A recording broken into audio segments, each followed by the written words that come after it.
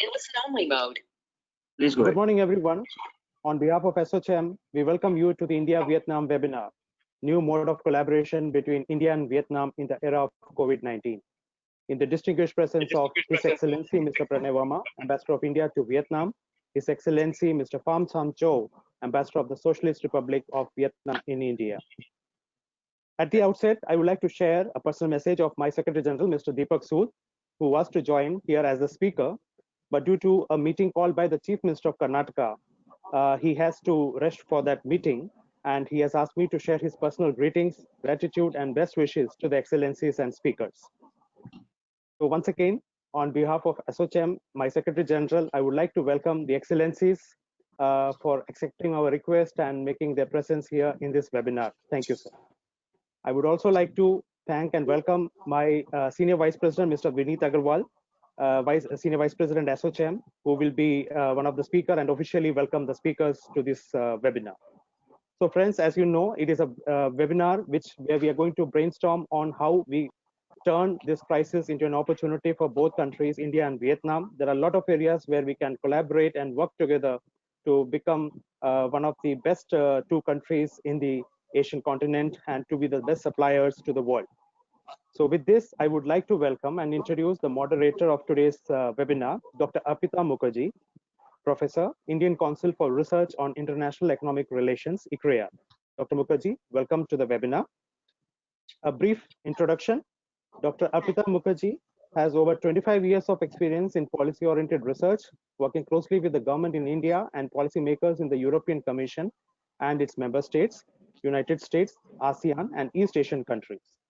Her research areas include trade and investment services, WTO, bilateral, regional trade agreements, e-commerce, ICT, food processing, labor mobility, and many other areas. Dr. Mukherjee is a member of various government committees and policy panels and is in the editorial board of several journals.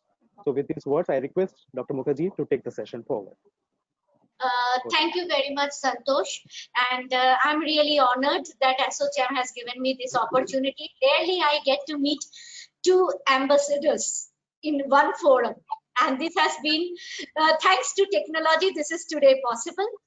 What I really want to highlight is that we do have a lot of synergies with Vietnam, which we don't even sometimes understand. The way our supply chains are networked, the way, and we have a lot of learning from each other. We are at a time when countries are looking into diversification of their supply chains. And that looks at an opportunity for India and Vietnam. Because we both are countries which are projected still to be having a very high growth and a good V-curve rebounds in 2021.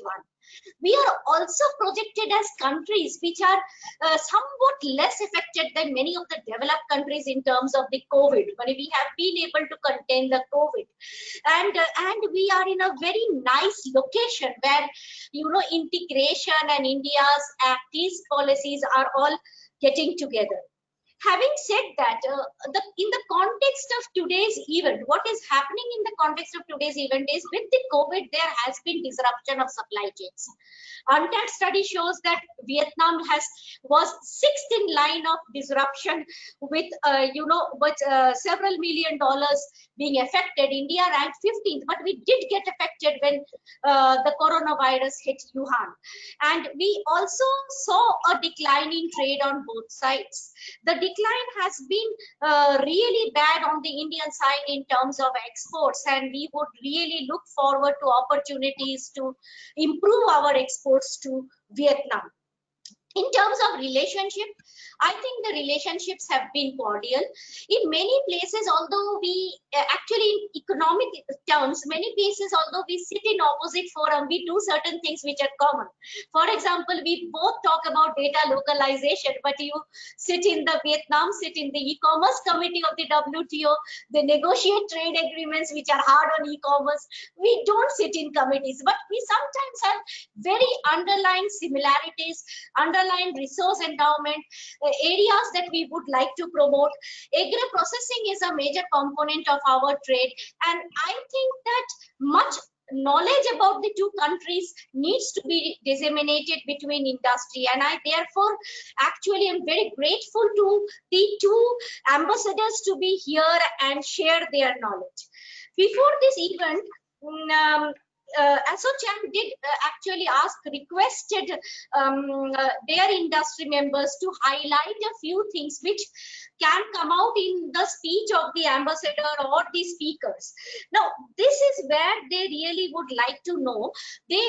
Some of these are related to simple business opportunities, how to do business in each other's market, and then they talk about how the embassies can help in doing the businesses in each other's market. They have also identified possibilities of collaborations, which other speakers may also take forward in sectors like agri and food processing, apparel, education, energy, waste management, electronics product, granite. So this is the economic part. Then they talk about a little bit of technology collaborations and technology transfers, technical assistance programs, and whether we can really do cooperation beyond economics, like security cooperation. There is also a request which talks about how we look into cooperation if RCEP does not happen, how do we continue to engage at a very strong level, and how do we actually liberalize and our complementarity. So these are some of the questions. I leave it to everybody to decide how they would like to address it. May I now actually invite Mr. Vinit Agarwal. Vinit Agarwal is the Senior Vice President of ASSOCHAM. He is also an MD of TCI, the Transport Corporation of India Limited, which is also a co-sponsor of this event. Mr. Agarwal, the floor is yours. Unmuted. Thank you, Professor Arpita Mukherjee. It is my honor and privilege to welcome His Excellency Mr. Pranay Verma, Ambassador of India to Vietnam, His Excellency Mr. Sun Chao, Ambassador of Vietnam to India, Ms. Lee Ki Mai An, who is the Head of Division Asia Africa Market Department, Ministry of Industry and Trade from Vietnam, Mr. Shantanu Srivastava, who is the Founder Chairman of Indian Business Chamber in Vietnam and also the Managing Director and CEO of Ishan International, Mr. Win, who is the Deputy Head of Investment Promotion Provision from Ho Chi Minh City, Professor Arpita Mukherjee, of course, and distinguished participants. We are honored and grateful to Ambassadors Pranay Verma and Ambassador Sun Chao for accepting our visit to our invite to address this ASSOCHAM webinar today. We sincerely look up to you to guide us to explore new ways of doing business in this COVID era. I understand that in these days, the webinars, etc., welcome addresses and thank yous are a little out of vogue, but I still need to do this for the sake of posterity. So please let me welcome you again all to this esteemed panel. I've had the privilege of visiting Vietnam a few years ago and was very impressed with just the sheer beauty of the country, as well as the diligence of people who are actively working there to bring up the country. In this scenario, Vietnam has been a shining example of not just to emulate what is happening on the trade front, but also what is happening on COVID-19. I think this Vietnam is one of those countries that is really worked very differently and very aggressively to contain COVID-19 in the country. So again, something for us to definitely learn.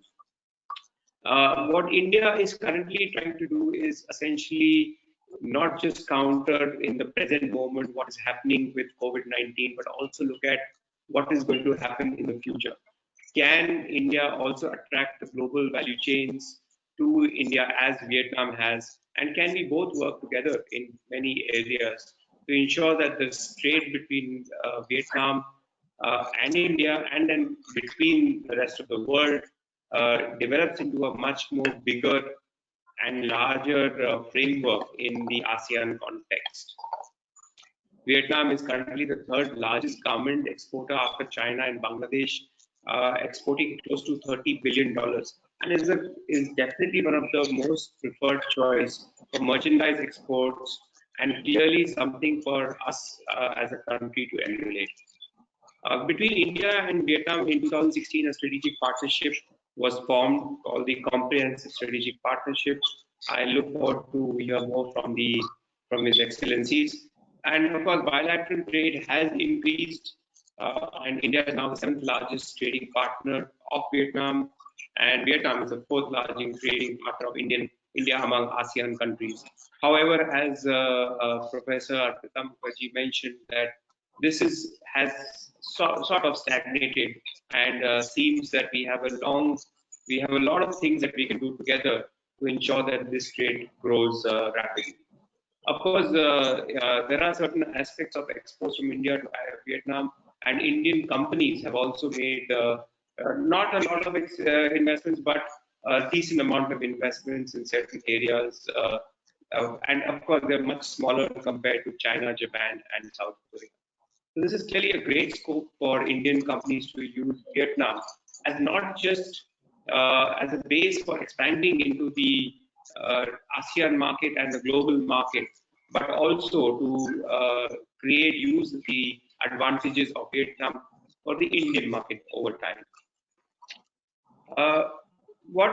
We believe as a way forward is that this comprehensive strategic partnership between India and Vietnam can be taken forward into not just merchandises, but also into services like tourism and maybe IT services, etc.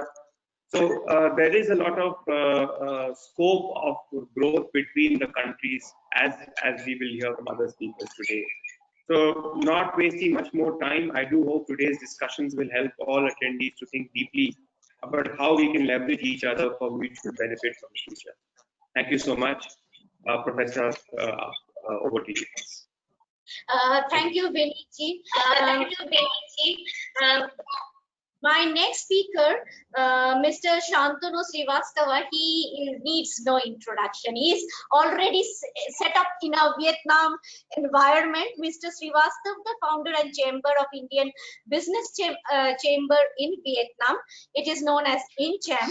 Is also the former chairman of India ASEAN Business Promotion Council, and he is the MD and CEO of Ishan International Private Limited, and he has a lot of experience with Vietnam, both personal and professional, and we look forward to you, sir, talking about experience of operating in Vietnam and the way forward.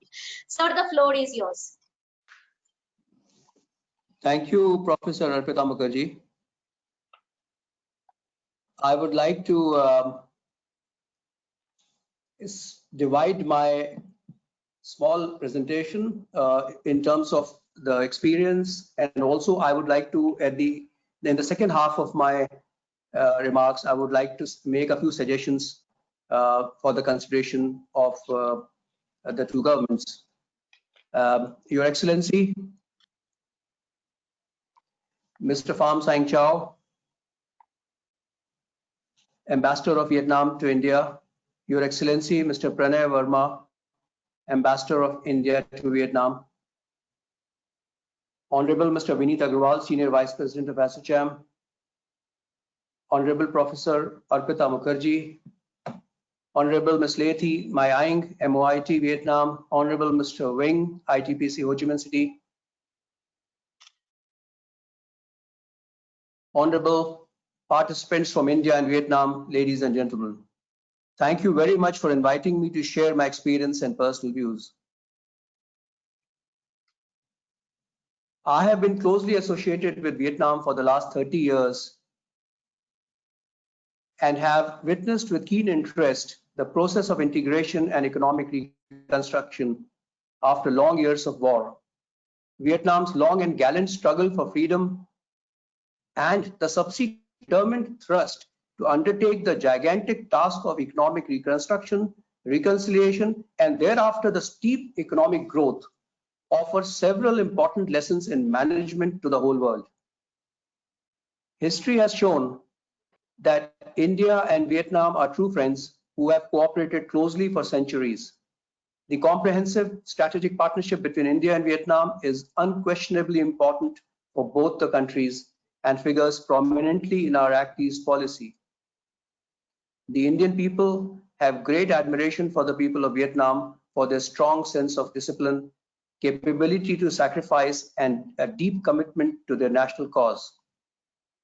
I came to Vietnam immediately after my college and have witnessed closely the growth of India-Vietnam relations over the last 30 years. I've also shared my frank views with both the governments on a large number of issues from time to time. As Professor Arpita Mukherjee has also already mentioned that I started UNTIAM, but this was back in 1998, 22 years ago. At that time, the bilateral trade between India and Vietnam was mere $100 million. And at that time, a solid initiative was needed to boost the bilateral trade. So it was in that background that UNTIAM was formed with the help of the entire Indian community and the Vietnamese business community in Vietnam, and of course the Indian government. And I'm glad that today, although the bilateral trade has kind of stagnated, but at least in 1998, something that was $100 million, it has now crossed $13 billion. I would like to say that we should have a target of $15 to $20 billion by the year 2022, when the two countries celebrate 50 years of establishment of full diplomatic relations. It is praiseworthy that Vietnam has successfully shaken off the adverse effects of the ongoing global economic slowdown and has managed to grow at a healthy rate of around 7% per annum. I must congratulate the government and people of Vietnam to become the first major country in the world to be completely free of COVID-19, and that too almost 2 months ago, at a time when most of the emerging and developed markets have been facing a slowdown already before COVID, and now much more because of the onslaught of COVID. Vietnam's exports, credit growth, and broader economy are picking up, and the government is boosting confidence with steps towards revitalizing the economy. Given the high consumer confidence, strong exports, expanding credit growth, lower interest rates, rising foreign investment, and remarkably low inflation rate, we expect Vietnam's economy to gain further momentum in coming years. Another very important and major progress made by Vietnam in the last, let's say, over the last 10 years is in its judicial system with regard to economic disputes. Justice is done whether you are a local company or a foreign company, and justice is done speedily. This is indeed praiseworthy and a strong confidence building development. Ladies and gentlemen, India and Vietnam have a vast potential for cooperation, but quite a lot still remains untapped. While the bilateral trade has risen to over $13 billion, it is only 9% of India's trade with ASEAN if we put together the goods and services. Knowing the two countries well, I'm convinced that there is enough potential for it to exceed $20 billion by 2022 and reach $25 billion by 2025. I'm also saying this because India has a target of doubling its trade with ASEAN by 2025. And therefore, if we use the same measure, we should be easily able to reach $25 billion of bilateral trade with Vietnam by the year 2025. This is quite an achievable target, provided governments and business communities take new initiatives to facilitate the process. With reference to this, ladies and gentlemen, I would like to now put forward a few suggestions for your kind consideration. These are all listed at random, and these are 6 points, and I would like to say that these are all equally important. First of all, connectivity. Connectivity in terms of air, sea, and road is important. While direct flights between India and Vietnam, which have started last year, are sure to facilitate business and tourism, direct sea routes are also important to shorten sailing time and to help in reducing costs. The two governments may like to consider this and perhaps also consider providing road connectivity, which could come later. But at the moment, it is very important to have direct sea routes if that could be made possible. Second point is line of credit other than that for defense. The Indian line of credit, as we call it here, LOC, has played an important role in promotion of bilateral trade and cooperation for the last 38 years, since 1977, and it stopped a few years ago. And I feel that it is necessary that this is reinstated. I would like to make a request to the Indian government to consider favorably the terms required by Vietnam as a very special case. We should, of course, be careful to ensure that LOCs are utilized for those areas that provide visibility, such as power and infrastructure. Advantages of such well-planned LOCs are they will contribute to capacity building in Vietnam, and they will open new and mutually beneficial areas of cooperation between the two countries. Third, very important point also, a suggestion. Of course, over the last 30 years, I have had a lot of experience in dealing between India and Vietnam. And there is a question of comfort level. Owing to the difference in cultures, as also the ways of doing business, there is a comfort level deficit between the two sides, largely in industrial infrastructure and tourism sectors. The business communities of both countries have to accept this reality and work diligently towards minimizing it. I can suggest two ways how we can minimize this deficit of comfort level. One is to boost tourism. Tourism can contribute substantially to the promotion of people-to-people contact and in turn influence business relations positively. Efforts should be made by both sides to increase tourism in a big way. Only Buddhism-related tourism will not help. Tourism has to happen all over the country, from India to Vietnam and Vietnam to India. Second point, to reduce the comfort level deficit is actual presence by way of representative offices. While it's a positive sign that more than 150 Indian companies are now physically present in Vietnam, it could be through representative offices or through investment projects. So it is also necessary that there is a strong presence of Vietnam's companies in India as well. I took this up with the government of Vietnam some years ago, and now I'm glad that there is already a positive movement in this direction. This type of strong physical presence will contribute majorly to providing the much needed comfort level to both sides. My fourth suggestion is concerning banking. Banking arrangements are an important facet of international business, especially with regard to securing financial transactions and for providing guarantees. Bilateral trade and investment having reached the critical mass, it's now time that more banks from India opened a full branch in Vietnam. Bank of India, which has a branch in Ho Chi Minh City, needs to offer full banking services so that companies in both countries can make use of their presence. Otherwise, in its present form, it is not being able to contribute much to bilateral trade and investment. At the same time, it is necessary that the banking sector in Vietnam also goes through reforms and it needs to raise credibility at the international level. The fifth suggestion is concerning visas. And I would like to request the two governments to consider giving long-term multiple entry visas to business-related visitors who have to travel very often at short notices.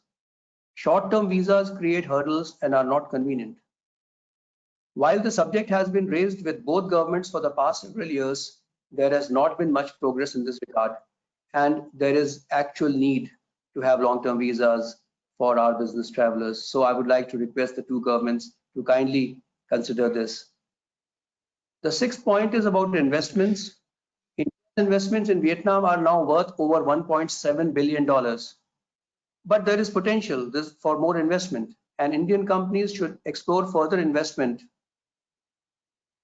in the areas of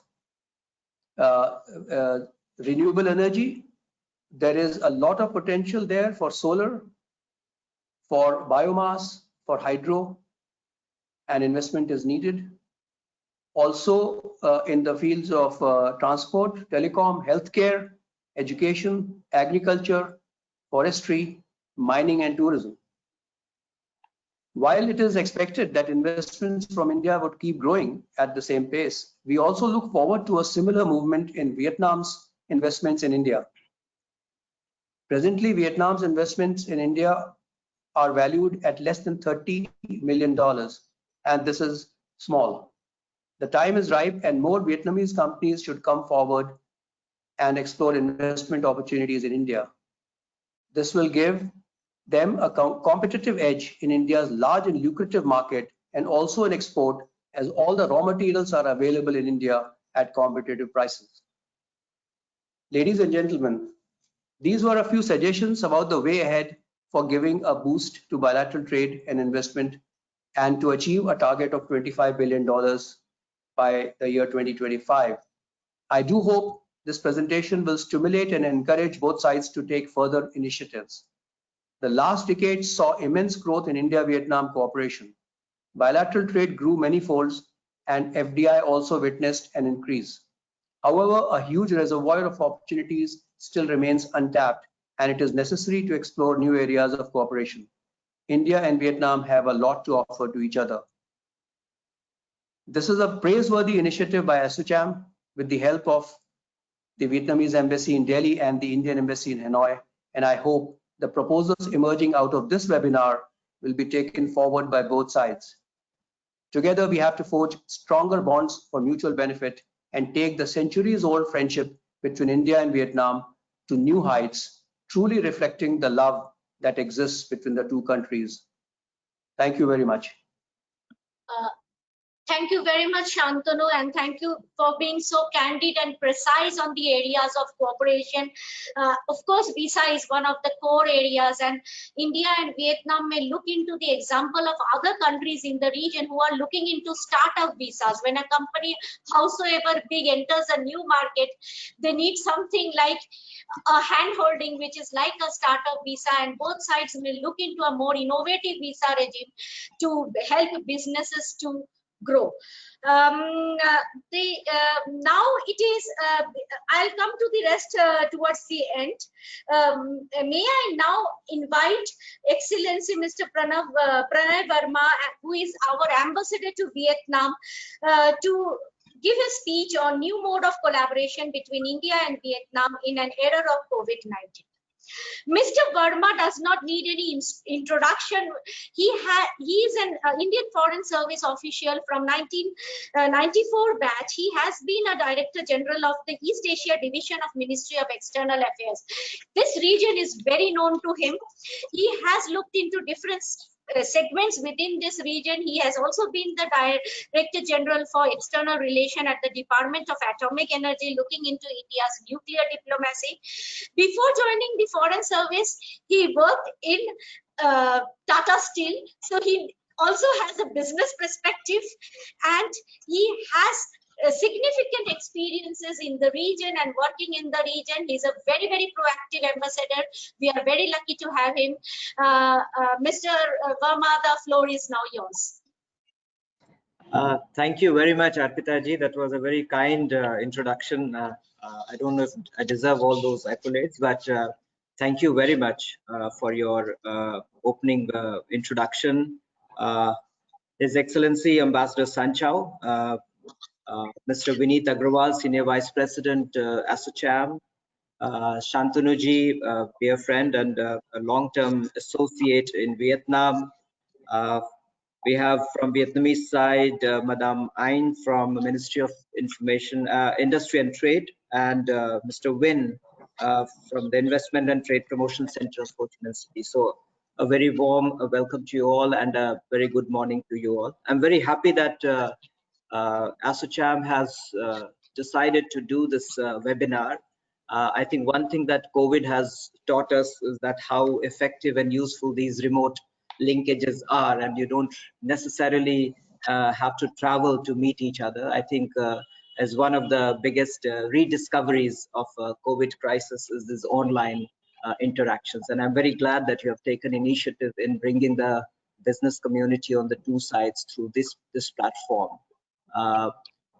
It's as the COVID situation is unfolding, of course, while on the one hand the governments are paying attention to healthcare management, but I think in most countries the economic recovery and economic stabilization post-COVID is also becoming a major focus of attention.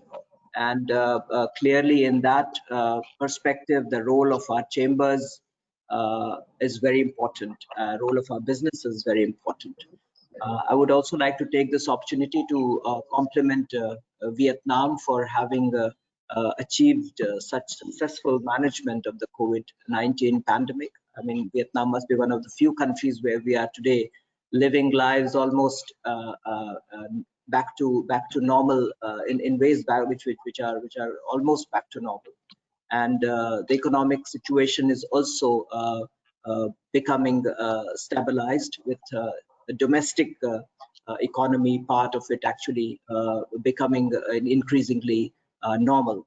In India also, as you are aware, Government of India has taken a number of measures to look at how we can get the economy back on feet quickly. A number of reform measures have been announced to attract investment and make an investment-led growth possible.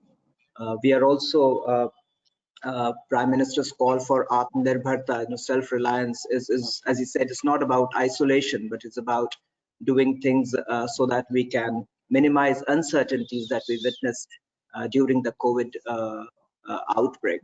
So I think all governments, and particularly both our governments, are engaged on this issue of how to bring back our trade and economies back on track.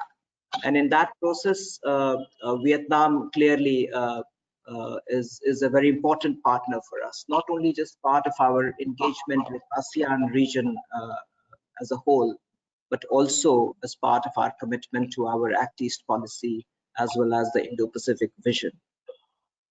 The COVID outbreak has been both a crisis and an opportunity in my view. Of course, it's a crisis because it has disrupted several aspects of our economies, starting from production to logistics to consumption. But it is also an opportunity because these disruptions have forced us to rethink about the ways we do business as usual. And I think that's clearly the perspective in which I think this kind of discussion that ASSOCHAM is holding is very, very timely, to rethink about how we do business and find better ways of doing it in a post-COVID situation. Just for example, supply chain disruptions. It's clear that both our countries and many countries in the world have suffered supply chain disruptions. Now, whether we can use this crisis to explore new supply chains located in our countries for each other. So, in areas like textile and garments, or footwear, or agriculture commodities, where both our countries have good, deep interest, whether we can look at this bridging the supply chain gaps that has emerged in the COVID during the COVID outbreak. Can we look at establishing new supply chains? So these are some of the opportunities that we can really explore. We are aware of potential that we both offer to each other in terms of our trade and economic partnership, which is an important component of our comprehensive strategic partnership between India and Vietnam. But I think we need a new push, and we need innovative initiatives. There is always a danger of reaching a plateau and not being able to go beyond that. I think we need to ensure that that kind of a scenario does not emerge in our economic engagement. And here I think the role of our business chambers like ASSOCHAM and our business community is very, very vital. From the embassy's perspective here, sitting in Hanoi, what we have tried to do is actually look at some of these opportunities which have emerged in the context of supply chain disruptions, and try and bring our business businesses together to explore new possibilities. So we have done some analysis of product lines where supply chain disruptions have taken place and where both India and Vietnam have capabilities as well as demand.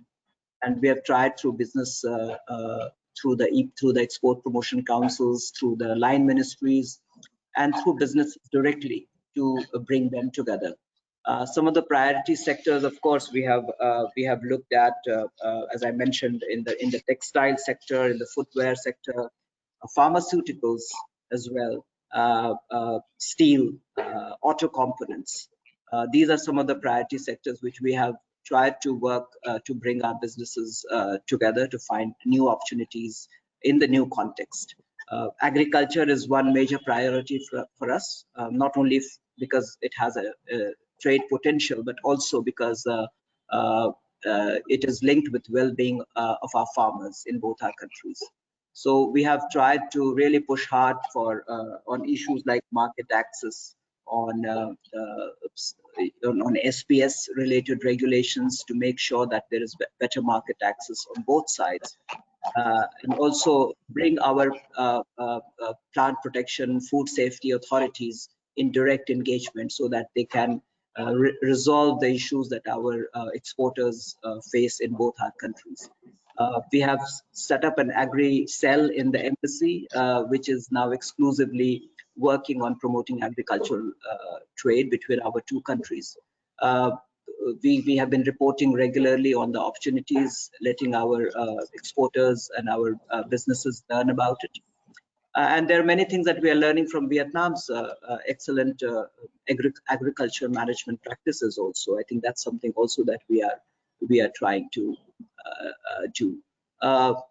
In some areas, we have seen new growth spurts despite COVID.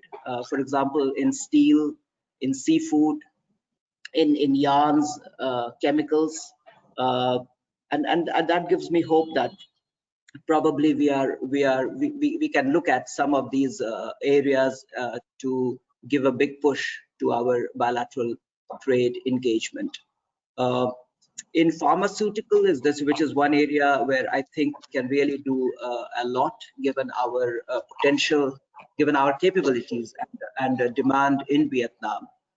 We are trying to work through some of the regulatory restrictions that have been in place in Vietnam with Vietnamese authorities to ensure that there is a better and a greater level playing field for Indian pharmaceutical manufacturers.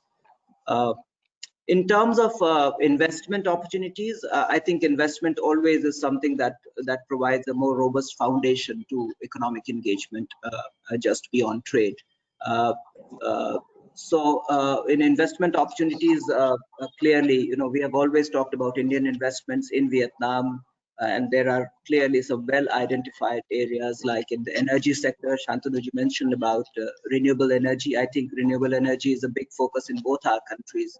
And this is an area we can really scale up our engagement if our businesses have a very target-oriented approach. IT, some of the IT companies are now looking at Vietnam to set up their bases. We had seen some of that happening in the pre-COVID, just before the COVID outbreak. We hope that that trend will continue. Pharmaceutical is another area. We are looking at we're exploring the idea of a pharmaceutical manufacturing hub in Vietnam, which can help our pharmaceutical companies to come and produce in Vietnam to not only cater to Vietnam's domestic demands, but also for exports. I think that will be a good step in promoting our pharmaceuticals engagement. Some new areas where we are getting a lot of interest in Vietnam are also worth exploring. I think smart cities is something that we have seen a number of provinces reaching out to us with proposals, and I would use this platform to bring this to attention of our investors and companies who are engaged in smart city projects to possibly explore opportunities for a long-term association with Vietnamese cities. Some new areas like startups. I think again, this is an area where both our countries are boasting about a very, very vibrant startup community. but we haven't seen much in terms of their own collaboration. Maybe as they're looking for new capital and new innovative ideas, it's time for our startup communities to link up with each other. We can explore some of the cutting edge requirements like IT-enabled services, also healthcare. I think the startups have done very well in some of the healthcare areas, bringing healthcare facilities, diagnostics, and all that. It's particularly relevant in these times. I think that's something that we can, our startup community can be encouraged to establish linkages with each other. The lines of credit, of course, Shantanu mentioned, and he is aware of a long history of lines of credit that we have been happily providing to Vietnam. We will be wanting to do more. Actually, we are still reaching out to Vietnamese side, asking for concrete projects which we can undertake under the $1 billion line of credit that Prime Minister had announced in 2018 during the commemorative ASEAN summit.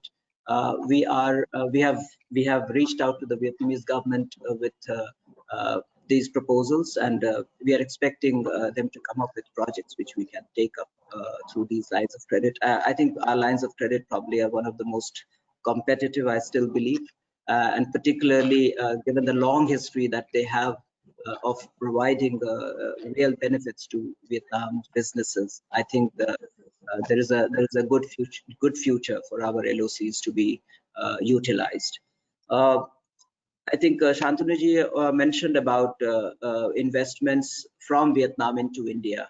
I think this is really something that we need to look at. There are traditionally we have looked at Indian investment in Vietnam, but it's probably time that some of the big names in Vietnam, which are looking at expanding their footprints elsewhere, to look at India favorably as an investment destination. Vietnamese investment is still very, very limited in India, less than $30 million. And some of the areas like infrastructure, manufacturing, food processing, where Vietnam has good expertise, can be explored for bringing Vietnamese investment into India. We now, of course, we had direct flights started before the COVID outbreak, which did bring about some positivity in our tourism expectations. We hope that post-COVID, as situation normalizes, we'll be able to promote tourism on the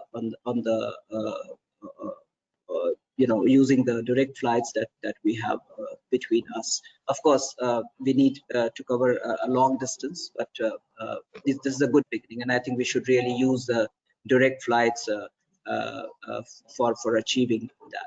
So in the end, I would basically like to mention a few points just to capture the essence of what I wanted to convey, is that I think we really need to use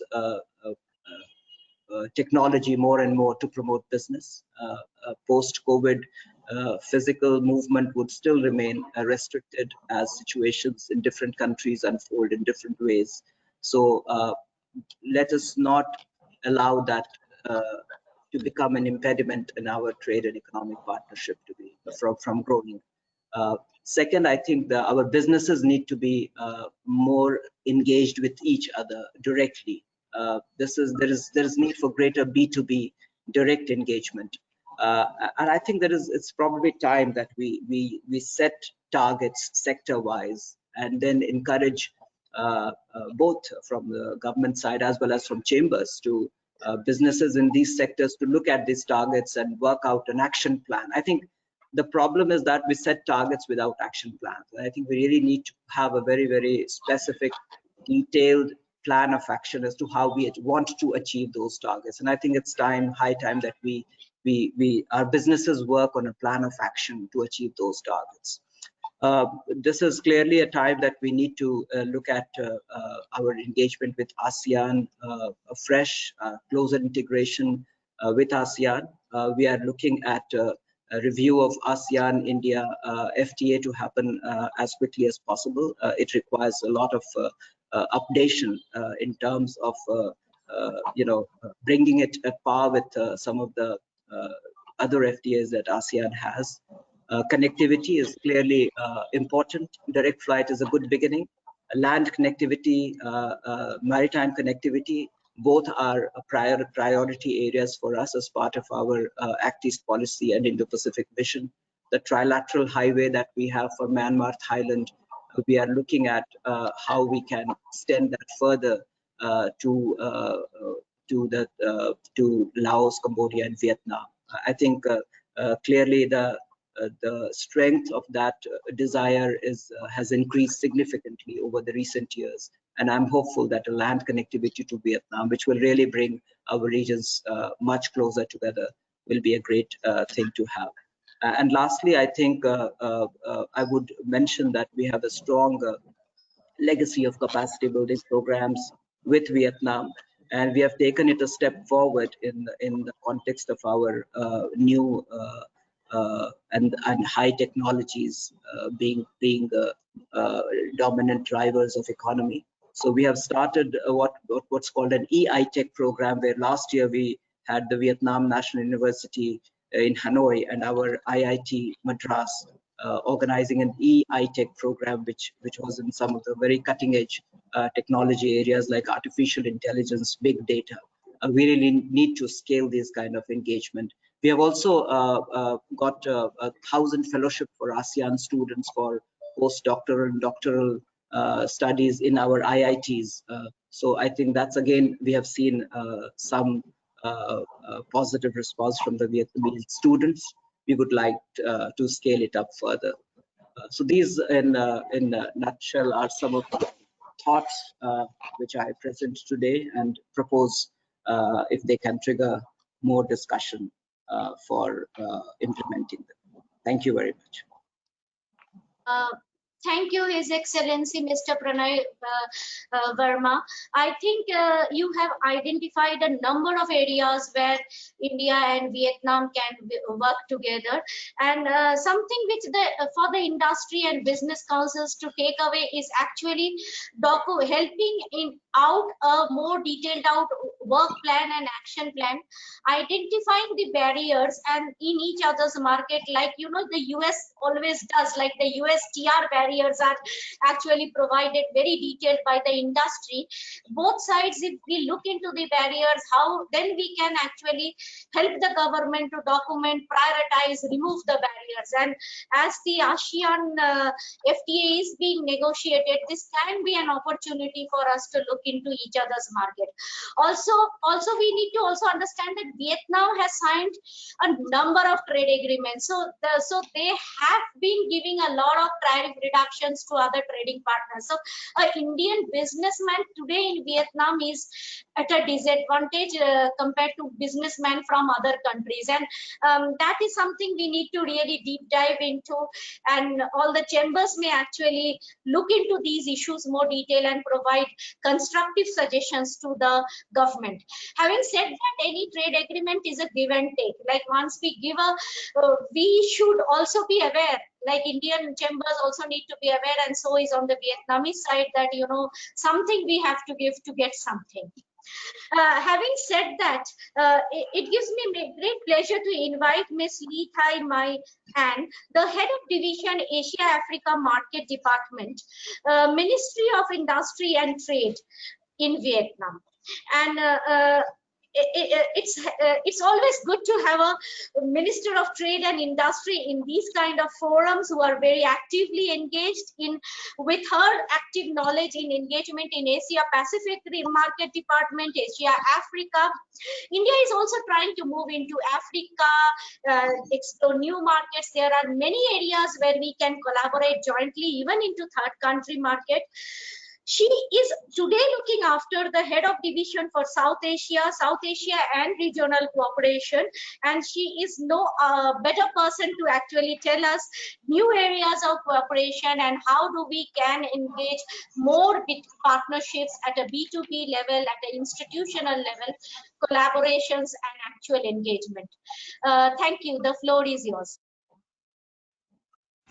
Thank you, Professor Apita.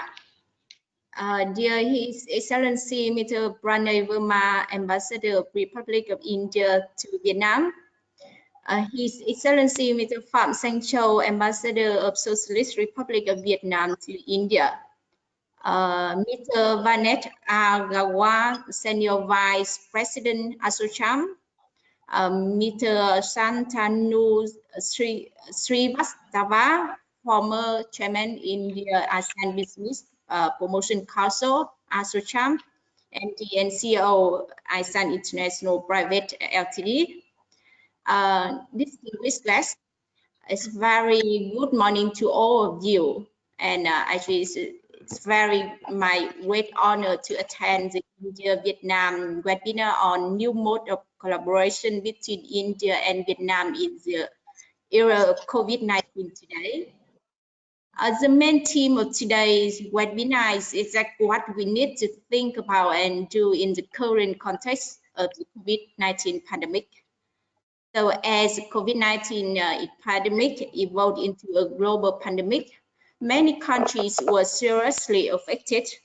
Fortunately, though Vietnam has positive results in preventing and controlling the spread of coronavirus, as well as minimize the negative effects of the pandemic on the economy. So while many countries have experienced negative growth, Vietnam still scored a 3.8% GDP growth rate in the first quarter of 2020. The ADB, Asian Development Bank, even forecasted that Vietnam's GDP growth for the whole year of 2020 still reached 4.8%. Vietnam's economy remains one of the fastest growing in Southeast Asia and considered as a bright prospect despite a slowdown due to the COVID-19. So far, Vietnam has participated in 16 free trade agreements with countries in the region and the world. Currently, Vietnam is one of the most active countries participating in free trade agreements in the world. It's not only an opportunity for Vietnamese businesses to expand their market, but also for businesses from other countries to enhance cooperation and access to Vietnam's market, and through Vietnam to reach out to other regions. So taking the advantage of an ASEAN region such as a huge population with more than 500 million people, a reasonable labor cost, the improved investment environment, unity and the unity in ASEAN, the foreign investors have increasingly shifted their investment to this region. Investors seek to diversify the supply chain, and ASEAN and Vietnam are a very important destination in this shift of the major investors from other countries. For Vietnam, India actually plays a very important role in political, economic, and trade relations. The two countries have established comprehensive strategic partnership since 2016. We also appreciate the Indian East policy, focusing on ASEAN in general and Vietnam in particular.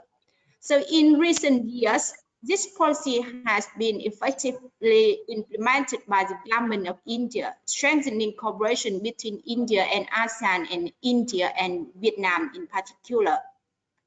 In terms of trade, India has always been in the top 10 largest trading partners of Vietnam and is the most important partner of Vietnam in South Asia.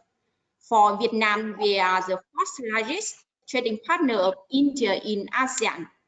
In terms of investment, by the end of 2019, India ranked 25th among 132 countries and territories investing in Vietnam, with more than 240 valid projects and a total registered capital of more than 900 million US dollars. Actually, in the context of COVID-19 pandemic, bilateral trade between Vietnam and India are also facing some difficulties. First is the reliance on raw material supplies for domestic production on one market. This implies a lot of risks for domestic production activities.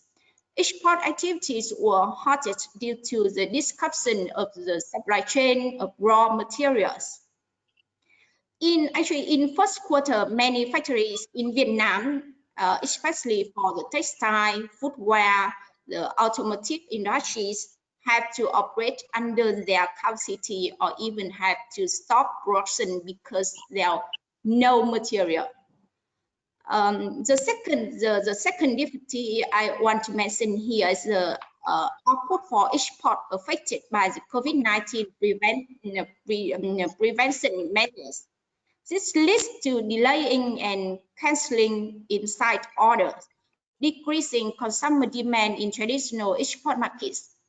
Import and export activities between Vietnam and India are also seriously affected, causing 28.2% decrease in bilateral trade between the two countries in the first 5 months of 2020. However, once COVID-19 pandemic is controlled, there will be great prospect for Vietnam and India to enhance bilateral trade, as well as plenty of opportunities for our businesses.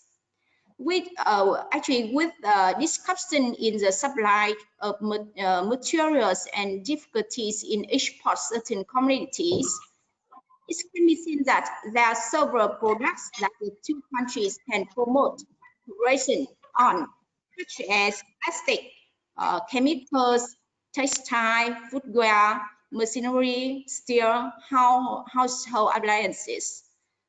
And agriculture and fishery also are two high potential sectors that Vietnam has strengthened. We want to focus on boosting export of agriculture and fishery products such as processed fruit, fresh food, agricultural products like tea, coffee, spicy, cereals and grains, cereal products, pangasius. These products suit demand to Indian consumers and also businesses for the purpose of processing and exporting. Therefore, I think that we can enhance trade cooperation in this sector, agriculture and fishery. And also with the close cooperation of the state management agency of the two countries, the Vietnamese embassy in India and also the India embassy in Vietnam. So far, we have been supporting the connection of business in all sectors. The list of potential exporters and importers has been created and sent to industry associations and enterprise so that they can directly contact their partners and exchange their offers and orders with each other. The pandemic has affected the output of businesses and caused them several difficulties, but it also brings about opportunities for Vietnamese and Indian businesses to be more proactive in seeking alternative export markets, diversifying material suppliers, as well as business matching opportunities for Vietnamese and Indian enterprise. So on that basis, I'd like to come with some suggestions as follows. First, we need to promote online activities such as online business matching, online trading, online exchanging. The use of e-commerce and technology in management and translation should be also encouraged. We support the application of online management methods such as the ECO, which helps reduce the time and cost for importer and exporter, minimize interruption in management even during the COVID-19 pandemic. This method needs to be reviewed for widespread application in the future. The second, I suppose that it's necessary to enhance the trade promotion activities with the strong support and close coordination of the government agencies, associations, and businesses of the two countries to improve the efficiency and quality of the events thereby improve the promotion of business image and products. So in particular, for now, we should reinforce online trade activity and offline trade promotion activities right after the pandemic control. The third I want to mention here is the state management agencies of two countries need to cooperate closely to eliminate and remove non-tariff barriers, especially on agriculture and aquatic products, as well as industrial commodities, in order to create the most favorable conditions for import and export activities. The first I want to mention here is, in the current context, businesses need to identify and focus on certain target commodities to push exports. They should also promptly raise their voice about the difficulties they encounter, if any, so that the government agency can assist them in solving the problems, if any. And the last, I would like to say that there are an opportunity in every crisis, and COVID-19 pandemic is no exception. On the foundation of our strong partnership and mutual trust, I believe that we were able to raise this occasion, overcome adversity, and seize the opportunity during this crisis to further develop bilateral relations for the mutual benefits of the people and enterprise of both countries. Yes, wish you all the best and have a great day to all of you. Thank you for listening. Thank you very much. May I now move to Mr. Nang Kwon Wing. Mr. Wing is the Deputy Head of the Investment Promotion Province of the Investment and Trade Promotion Center of the Ho Chi Minh City. He has over 8 years of experiences looking into and hand-holding investment promotions. He looks into a number of sectors, which includes transportation, infrastructure, healthcare, tourism, education, and he would be your current contact, kind of person to be in touch with if you are looking into investments in Ho Chi Minh City. Mr. Win, the floor is now yours.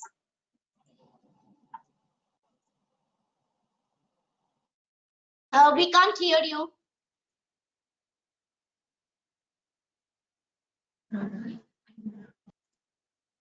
Thank you very much for your introduction.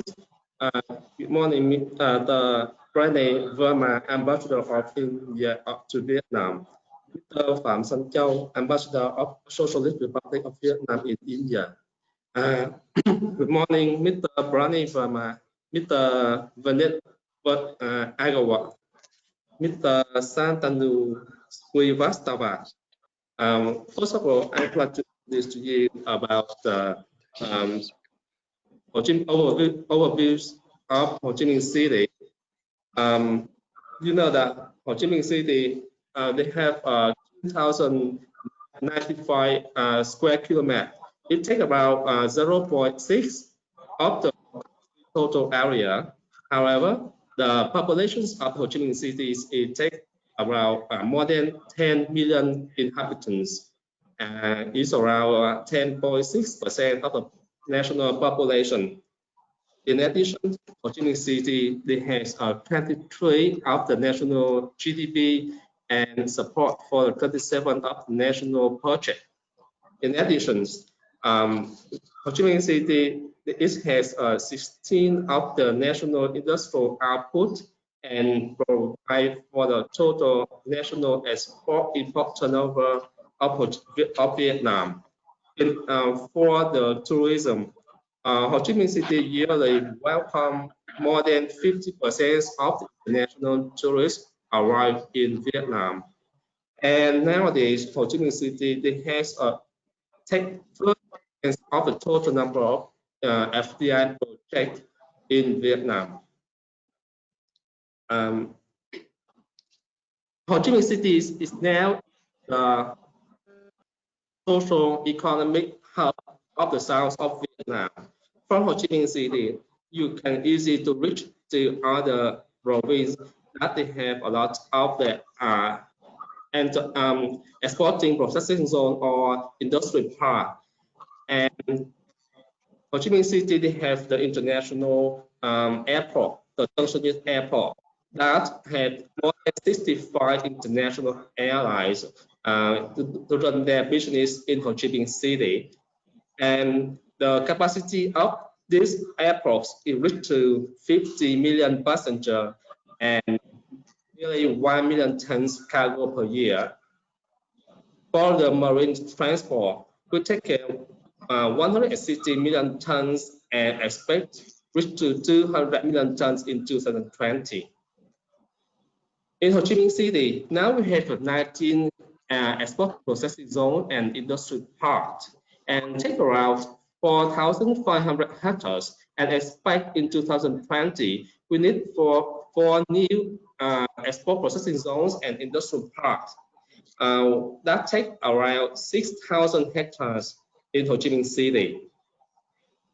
Up to now, the Ho Chi Minh City Department of the Investment and Planning, they improve for the registration of from 370,000 enterprises, including 9,000 FDI enterprises. We have 200 shopping malls and supermarkets and 240 traditional markets in Ho Chi Minh City, and there are more than 100 domestic and foreign banks running their business in Ho Chi Minh City now.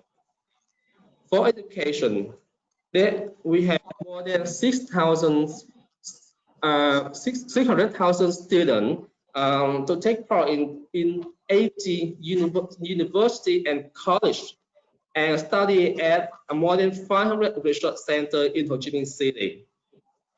Up to May 2020, we have 9,596 FDI projects that take more than 47 billion US dollars of the investment capital.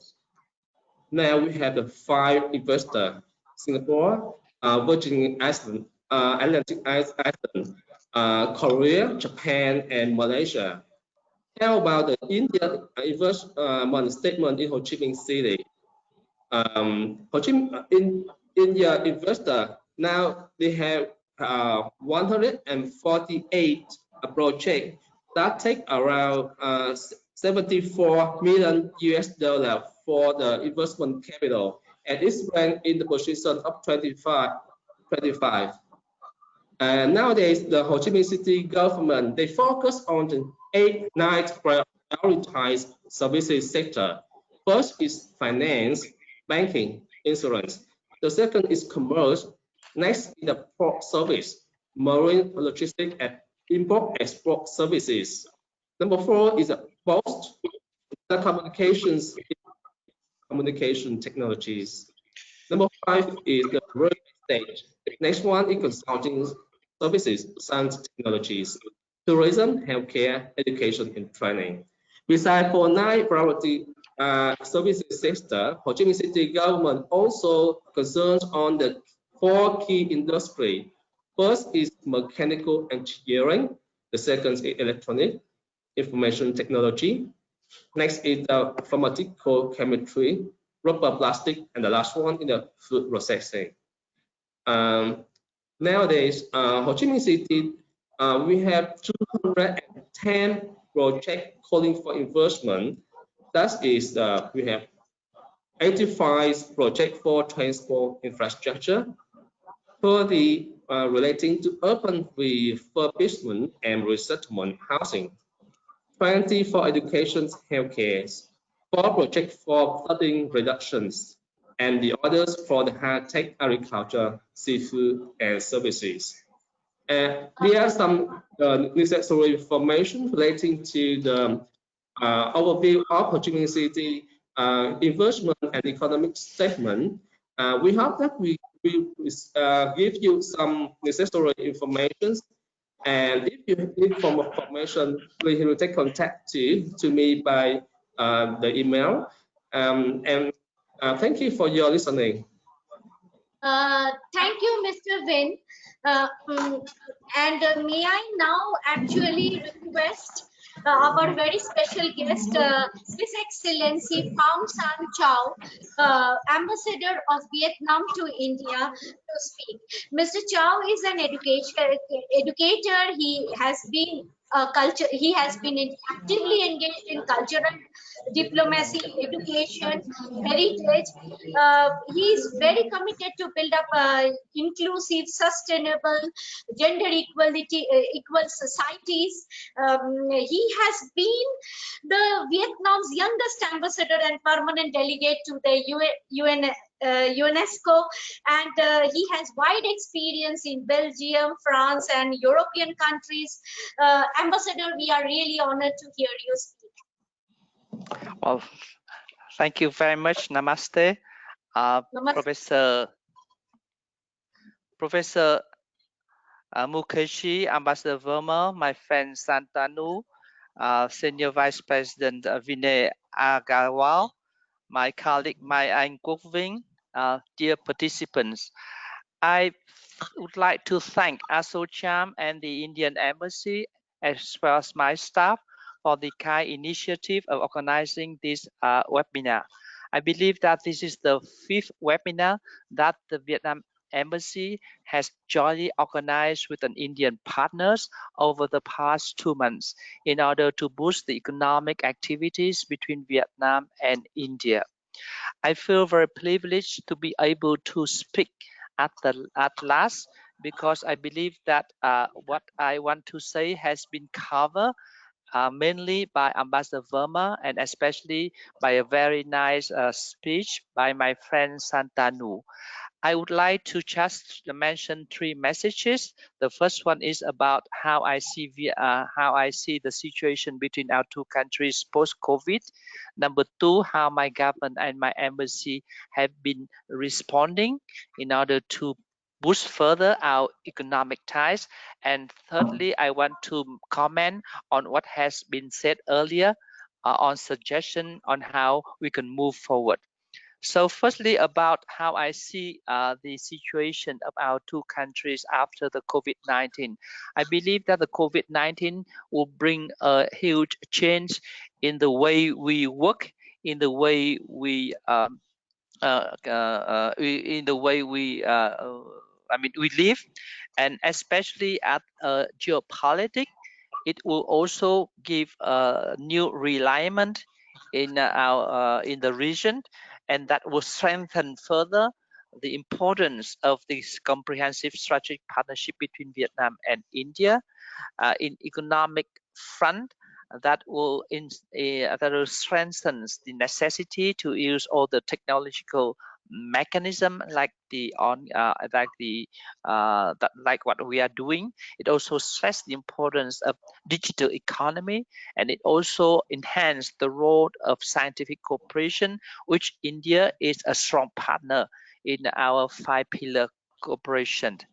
And most importantly, I believe that that will show that the necessity to strengthen the relationship in multi-field between Vietnam and India, because of the fact that post-COVID-19 there will be a movement of investment from other places towards India and Vietnam, and as well as the necessity to diversify the source of supply.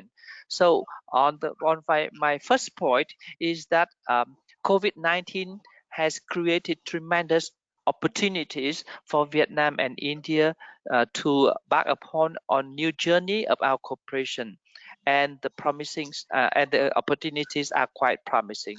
So that is what I believe. I want to capture on what has been said earlier, is that indeed the COVID create more opportunity for our 2 countries. My second point is that how about Vietnam has been responding to this situation. I'm grateful to what has been said by Ambassador Verma and my friend Santanu about the situation in Vietnam. So you live there, you can be in a better position to tell the story of Vietnam than me I do when I'm speaking on from the New Delhi office here. But to sum up, Vietnam now is a a COVID-19 free country. Our economic situation has resumed to normalcy. So basically, everything is back to normal. And more importantly is that the country of Vietnam, the government of Vietnam has put in place a number of economic stimulus packages in order to boost its economy, and as well as in terms of foreign investment, in terms of attracting and boosting more trade with other countries. My government has come up with a number of policy in terms of tax grievance, in terms of tax reductions. So all this has been on the news. And most importantly, I want to stress, and which has been reflected after the previous webinar organized by FICCI and Vietnam, is that during the previous seminar, Ambassador Vermo and I stressed the necessity of having my government to accept the digital certificate of origin. And after the seminar, it is not only because of the seminar, but after the seminar, we have the very good results. Namely, the government of Vietnam for the first time changed its regulation in order to be able to accept a digital certificate of origin, which allowed Indian company to ship and export goods with the format of digital certificate. So it reflects a flexibility in policy of Vietnam. That's what I want to stress. The next point also in terms of government reaction is that at the moment we have we just ratified the EVA and FTA. Professor Akita just mentioned about free trade agreement. So Vietnam just ratified, and that agreement will enter into force the 1st of July. And it will create tremendous opportunities for Vietnam to export to its second biggest market, namely the European Union. And with that, I believe that that also create opportunities for all the suppliers from India to supply material for Vietnam in order to be able to fit the necessity of caused by the increase in export of Vietnam to the European market.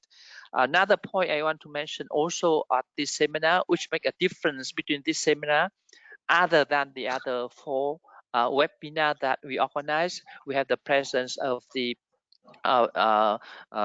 Promotion Investment Center in Ho Chi Minh City.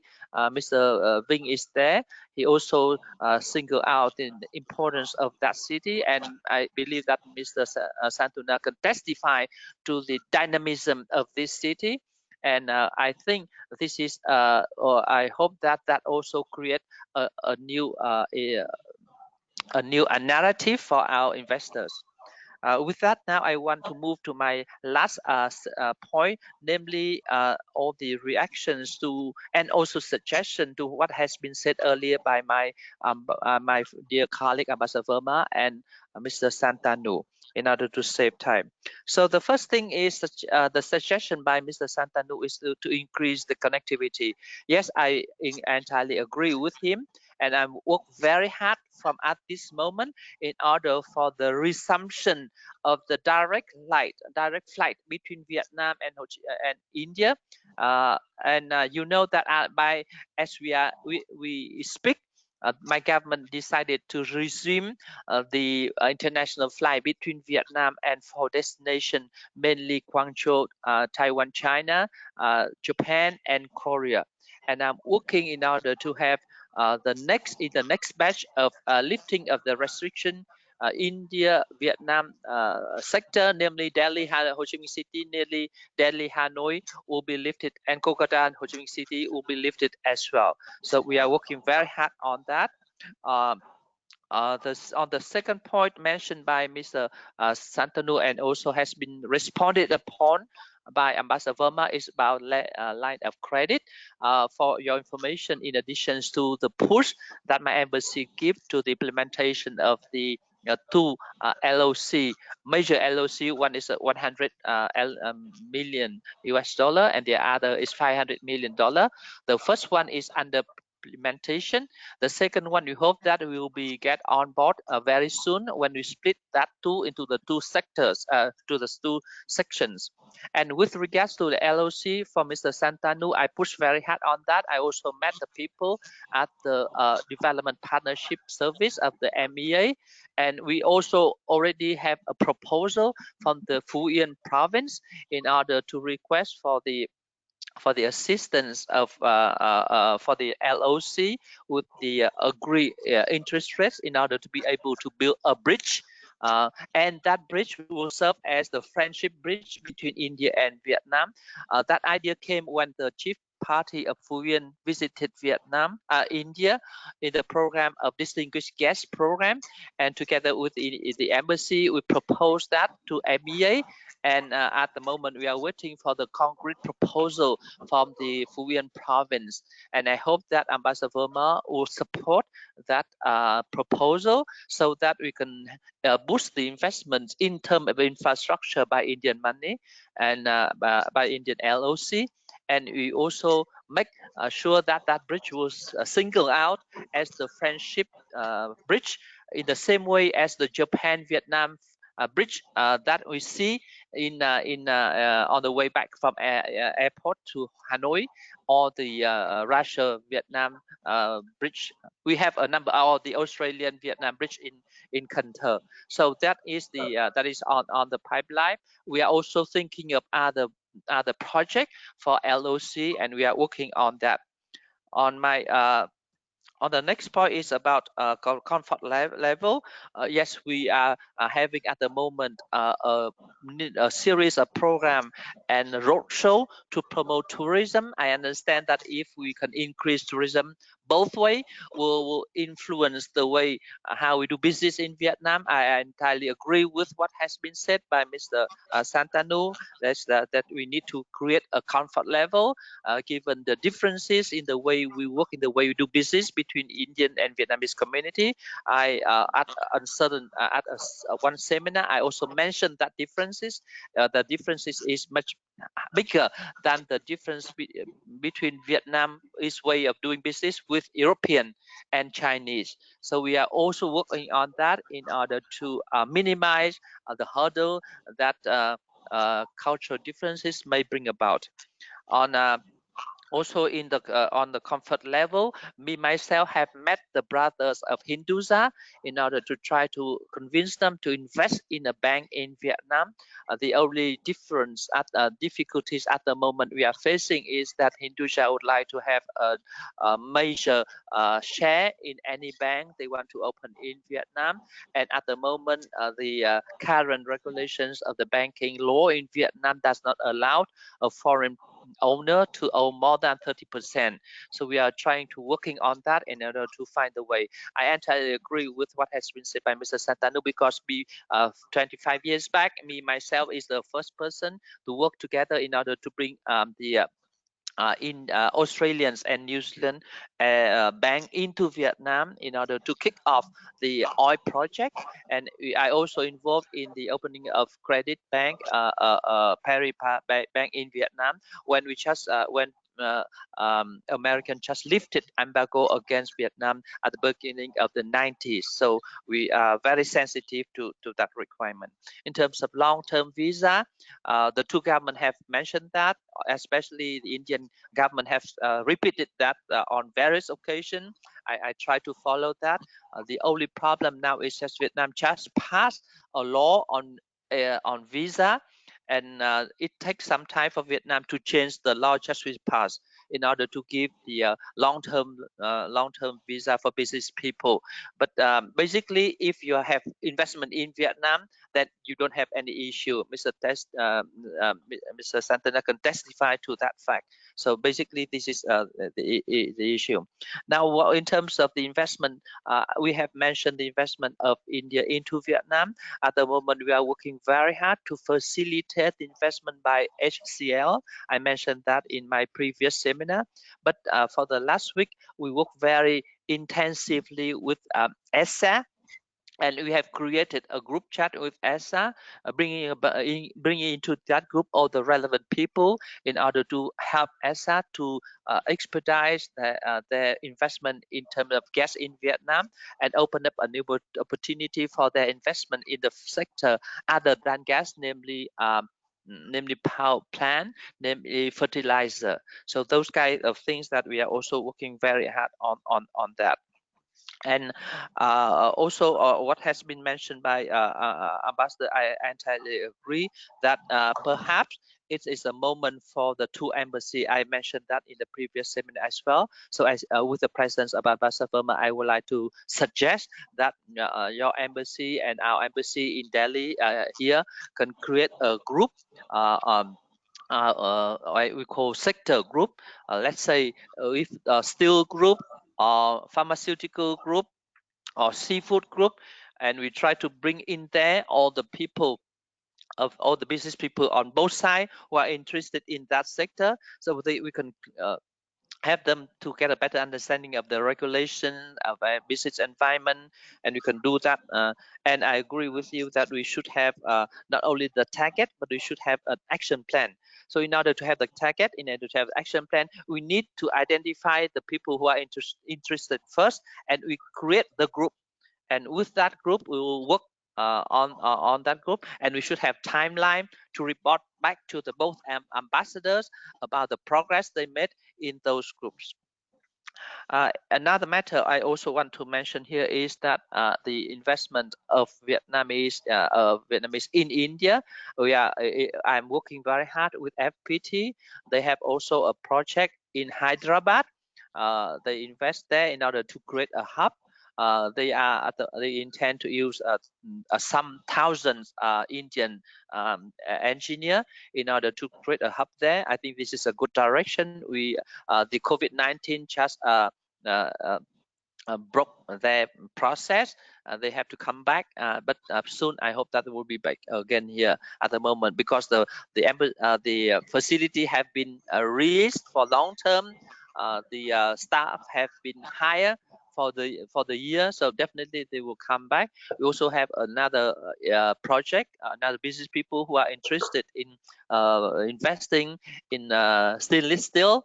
And that is also we are at the moment at the stage of identifying the location. My next point, I suggestion with the presence of Mr. Vinh here, I listened carefully the presentation by Mr. Vinh from Ho Chi Minh City. I found out that pharmaceutical is one of the priority area for the city. I suggest that my embassy will work with you, with the Embassy of India in Hanoi. We create a group chat on how to facilitate and encourage pharmacy business people of India to come and invest in Vietnam. Of course, we need to work together in order to also address a still minor hindrance in the newly adopted circular on pharmaceutical activities. We have been able to get the Indian pharmaceutical company to be lifted on the first group. They are now treated in the same way as the European countries or those who have the European designated patent. But in reality, we need to work truly creating a level playing field in order for them to invest. I believe that this would be the most promising sector that Vietnam and India can work together in addition to the other two sectors I mentioned earlier, oil and gas by ESSA and ONG, and technology by and software by HCL. So this is the sector that we need to move massively and aggressively. Another area is the area which is very familiar with Mr. Satuna is the hydropower. I think that I leave that with him. He can lead the way, and he can also create a group by facilitating other people investment. My last point before I conclude is that I also want to stress the necessity to cooperate in the other three sectors. Firstly, in high technology and services is very well known in India, but in terms of education, now is the time for Indian universities to open admission. Now we try to call Vietnamese students to respond positively to study in India. During the evacuation process of my citizen in India, I found out that there are many students who stuck here in India, and they not only came by the CIR scholarship, but also by their own money or the government scholarship or the private school scholarship. So this is, and they also acknowledge and ascertain the high quality of education of India. So this is the time for us to move more massively on that direction in order to bring more Vietnamese students to come and learn in India, and especially to make full use of 1,000 scholarship that the government of India has provided to ASEAN countries. I'm pleased to share with you that since my personal involvement in this process, the rate of application from Vietnam remain always the top of the rate of application from other countries in order to benefit fully this scholarship. And finally, health sector is very important. You know how meaningful yoga to the life of Vietnamese people. It is not only a way of public diplomacy. It's not only the soft power of India, but truly it brings health to Vietnamese people during the lockdown. It is more the case. I myself practice yoga almost every day, and I believe that many Vietnamese people do the same thing, especially during the lockdown period.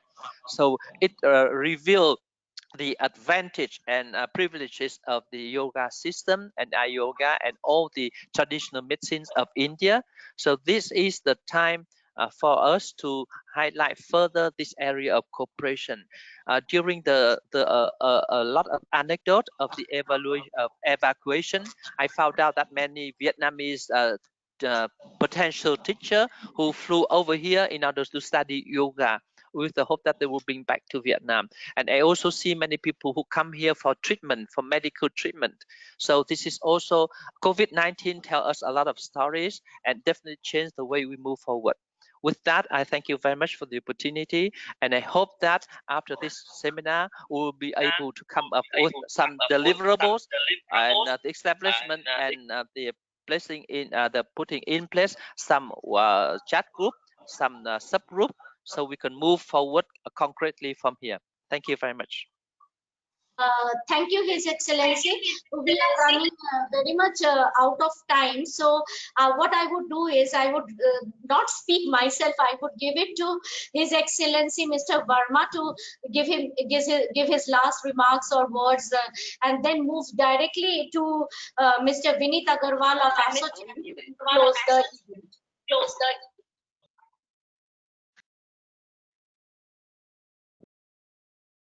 Well, I think I must thank ASSOCHAM for doing this webinar. I think there were a lot of very practical suggestions that we can start working on. The idea of having a sector-wise target for our trade promotion, the idea of looking at new areas of investment both ways. I think these are something that I think are key takeaways from today's discussion. Maybe we can, as Ambassador Sanchao mentioned, our embassies can be in close touch with each other, but I think more importantly, our business chambers. I think ASSOCHAM and VCCI, MOIT on the Vietnamese side, you really need to have, I think, a very focused dialogue with each other. We can, of course, help you wherever there is a requirement. But in terms of understanding commercial business opportunities, you have to take the lead. And that's, I think, something that I will urge you. I have been urging other chambers also to do the same. VCCI is quite positive in terms of its outlook towards India. I think within ASSOCHAM and other business chambers also, we need to have some kind of a focused approach towards Vietnam. So that, you know, at least having nodal points who look at Vietnam's business opportunities. And that way we can really be able to do much more rather than looking at a region and then you know, finding its opportunities as and when they come. I think we'll probably need to proactively create opportunities, and that can happen more easily if we have nodal persons in on both sides within the chambers, working on collaborative ideas and projects. So I would end that with very, very warm thanks from my side for doing this to ASSOCHAM and all those who are present. Ambassador Sancha always comes up with some very, very concrete and practical suggestions. Santanuji's presence was also very productive because of his personal association, long personal association with Vietnam. So I hope that we'll be able to follow up on some of the things that we discussed today. Thank you. Thank you very much, Vinitji. Thank you so much, Your Excellencies Pranay Vermaji and Your Excellency Pham Sanchao-san. It has been, and all the distinguished panelists on this seminar, webinar today. I think Your Excellency summed it up very nicely that we need notable people on both sides to really take this forward with clear targets and action plans so that we are able to move forward to achieve in 2022 when we are celebrating the 50th year of our two countries relationship. I think it would be very nice to see some targets that we are able to achieve by then. Your Excellency in Delhi, I know you've been in quarantine as well as and also but simultaneously worked very hard to develop this relationship with India and Vietnam, as well as pushing with these incessant and normal on the, I think in the normal circumstances, we probably don't do so many webinars or conferences as you've been doing. So it's great to do this in this circumstances. And as you rightly said, I think your flexible policy of your government in so many areas is just a shining example of how things can really change towards positive development. You have said that we have to act like a bridge between two countries, and so we are certainly going to take this forward as we go forward. So thank you so much for joining us today, and I wish you the very best, and please take care and be safe. Thank you. Thank you, sir. I just want to add a note of thanks to you, TCI, which supported ASSOCHAM in bringing this webinar as a corporate partner. Thank you very much. And also want to place on record our thanks to Fixed Dharma India, the CEO, Ms. Shaili Mehrotra, which also is a supporter of the RAISE program. Fixed Dharma is a foremost manufacturer and supplier of face creams, an Indian company, and body solutions. So I also thank Fixed Dharma for their support to this webinar, and we look forward to working on all the prescriptions that has been brought to the program by both the excellencies, and we promise to come back with some action plan.